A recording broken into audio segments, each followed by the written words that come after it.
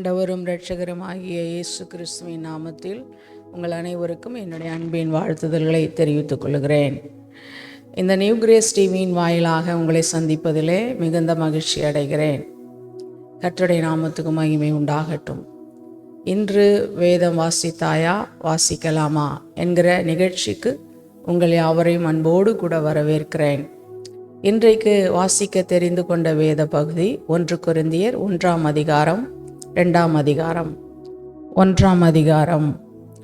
தேவனுடைய சித்தத்தினாலே இயேசு கிறிஸ்துவின் அப்போஸ்தலனாகும்படி அழைக்கப்பட்டவனாகிய பவுலும் சகோதரனாகிய சொஸ்தேனேயும் கொரிந்துவிலே கிறிஸ்து இயேசுவுக்குள் பரிசுத்தமாக்கப்பட்டவர்களாயும் பரிசுத்தவான்களாகும்படி அழைக்கப்பட்டவர்களாயும் இருக்கிற தேவனுடைய சபைக்கும் எங்களுக்கும் தங்களுக்கும் ஆண்டவராயிருக்கிற நம்முடைய கர்த்தராகிய இயேசு கிறிஸ்துவின் நாமத்தை எங்கும் தொழுது கொள்ளுகிற அனைவருக்கும் எழுதுகிறதாவது, நம்முடைய பிதாவாகிய தேவனாலும் கர்த்தராகிய இயேசு கிறிஸ்துவினாலும் உங்களுக்கு கிருபையும் சமாதானமும் உண்டாவதாக.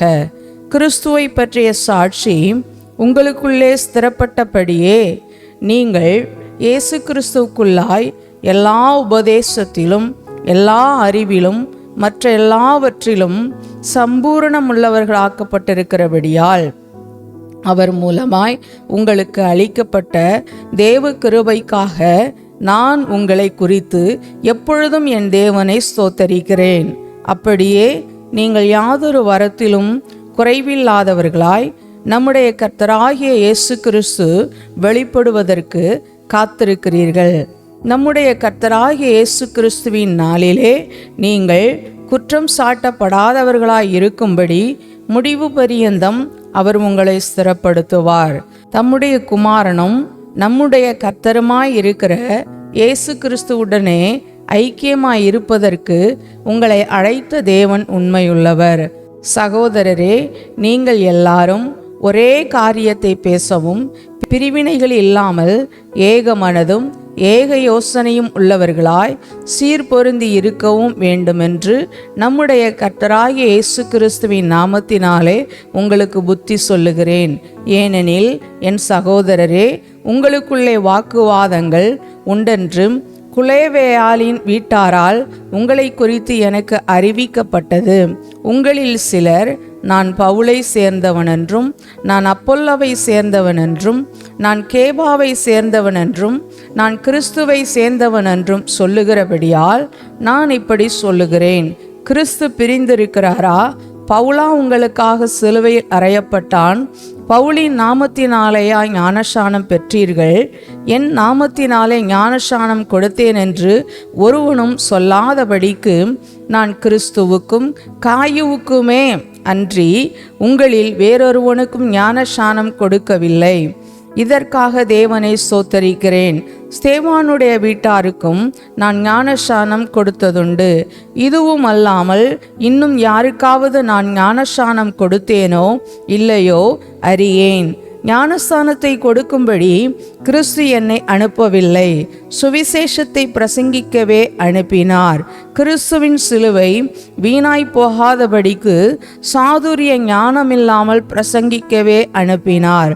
சிலுவையை பற்றிய உபதேசம் கெட்டுப்போகிறவர்களுக்கு பைத்தியமாயிருக்கிறது, ரட்சிக்கப்படுகிற நமக்கோ அது தேவ பலனாயிருக்கிறது.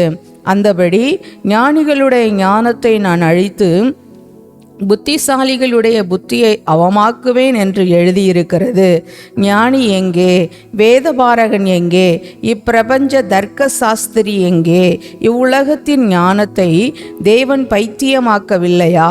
எப்படியெனில் தேவ ஞானத்துக்கு ஏற்றபடி உலகமானது சுய ஞானத்தினாலே தேவனை அறியாதிருக்கையில் பைத்தியமாக தோன்றுகிற பிரசங்கத்தினாலே விசுவாசிகளை ரட்சிக்க தேவனுக்கு பிரியமாய் ஆயிற்று.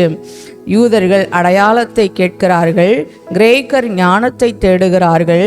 நாங்களோ சிலுவையில் அறையப்பட்ட கிறிஸ்துவை பிரசங்கிக்கிறோம். அவர்கள் யூதருக்கு இடரலாயும் கிரேக்கருக்கு பைத்தியமாயும் இருக்கிறார்கள்.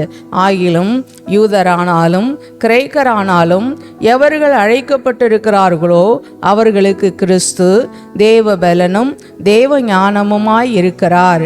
இந்தபடி தேவனுடைய பைத்தியம் எண்ணப்படுவது மனுஷருடைய ஞானத்திலும் அதிக ஞானமாய் இருக்கிறது. தேவனுடைய பலவீனம் எண்ணப்படுவது மனுஷருடைய பலத்திலும் அதிக பலமாய் இருக்கிறது. எப்படியெனில், சகோதரரே, நீங்கள் அழைக்கப்பட்ட அழைப்பை பாருங்கள். மாம்சத்தின்படி ஞானிகள் அநேகர் இல்லை, வல்லவர்கள் அநேகர் இல்லை, பிரபுக்கள் அநேகர் இல்லை. ஞானிகளை வெட்கப்படுத்தும்படி தேவன் உலகத்தில் பைத்தியமானவைகளை தெரிந்து கொண்டார். பலமுள்ளவைகளை வெட்கப்படுத்தும்படி தேவன் உலகத்தில் பலவீனமானவைகளை தெரிந்து கொண்டார். உள்ளவைகளை அவமாக்கும்படி உலகத்தின் இழிவானவைகளையும் அற்பமாய் எண்ணப்பட்டவைகளையும் இல்லாதவைகளையும் தேவன் தெரிந்து கொண்டார். மாம்சமான எவனும் தேவனுக்கு முன்பாக பெருமை பாராட்டாதபடிக்கு அப்படி செய்தார். அந்தபடி நீங்கள் அவராலே கிறிஸ்து இயேசுக்குட்பட்டிருக்கிறீர்கள்.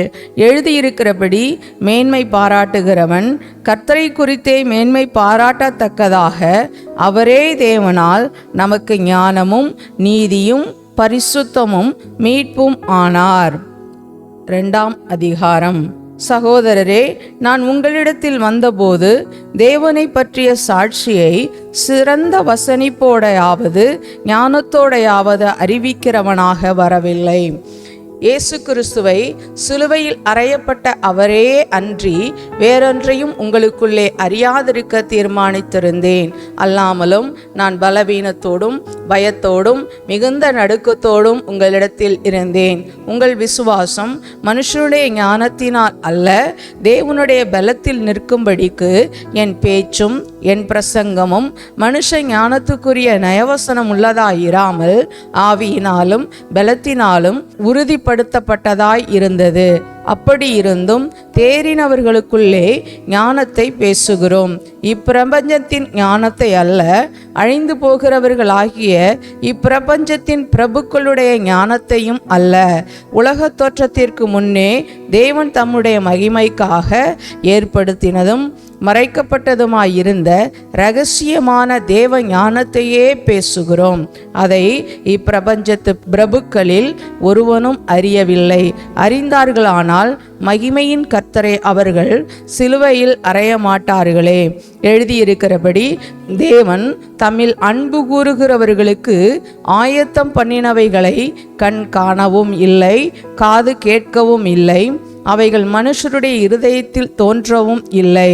நமக்கோ தேவன் அவைகளை தமது ஆவியினாலே வெளிப்படுத்தினார்.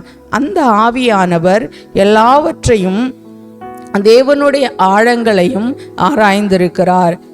மனுஷனில் உள்ள ஆவியே அன்றி மனுஷரில் எவன் மனுஷனுக்குரியவைகளை அறிவான்? அப்படி போல தேவனுடைய ஆவியே அன்றி ஒருவனும் தேவனுக்குரியவைகளை அறிய மாட்டான். நாங்களோ உலகத்தின் ஆவியை பெறாமல் தேவனால் எங்களுக்கு அருளப்பட்டவைகளை அறியும்படிக்கு தேவனிலிருந்து புறப்படுகிற ஆவியையே பெற்றோம்.